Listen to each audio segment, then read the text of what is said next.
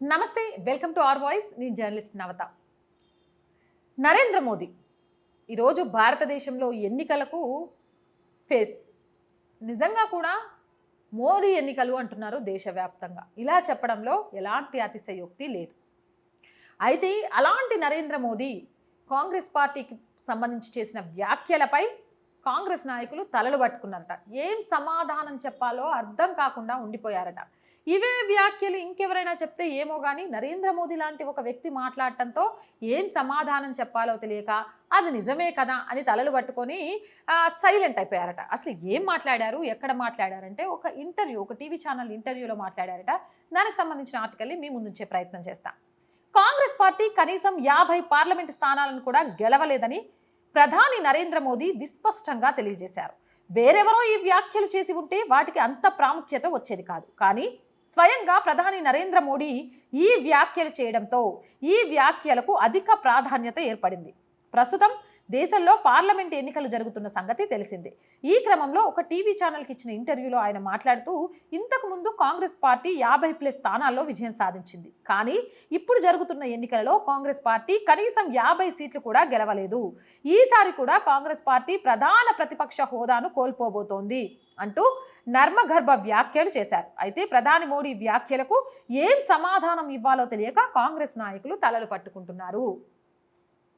ఇండి కూటమి, ఆ కూటమి, ఈ కూటమి అనే ప్రయత్నాలు పక్కన పెట్టేస్తే, రాహుల్ గాంధీ ప్రధాని అనే మాటను పక్కన పెట్టేస్తే, గత ఎన్నికల్లో 50+ స్థానాలను సాధించిన కాంగ్రెస్ ప్రభుత్వం ఈసారి ఆ 50 స్థానాలను కూడా సాధించే అవకాశం లేదు.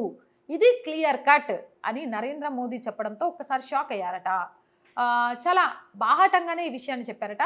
అండ్ జరుగుతున్న రాజకీయ సమీకరణాలు, మారుతున్న ప్రజల పల్స్ అండ్ రాజకీయ విశ్లేషక విమర్శకులు, అలాగే చాలామంది సర్వే సంస్థలు కూడా ఇవే చెప్తూ వస్తున్నాయి. ఈసారి కాంగ్రెస్కి 50 స్థానాలు వచ్చే అవకాశం లేదు అని.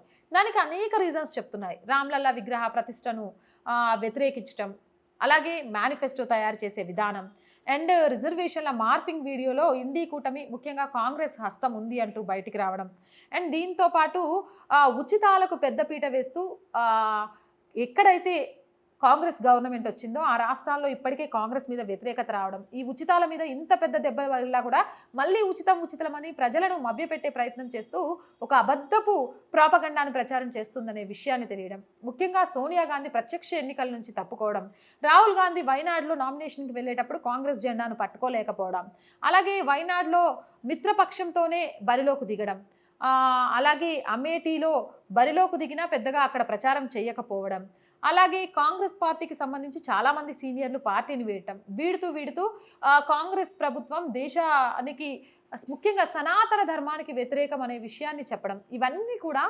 కాంగ్రెస్ పార్టీని ప్రజలకు దూరం చేశాయి. వాటన్నిటికంటే ముఖ్యంగా కూడా కాంగ్రెస్ పార్టీ స్వయంకృత అపరాధాలు.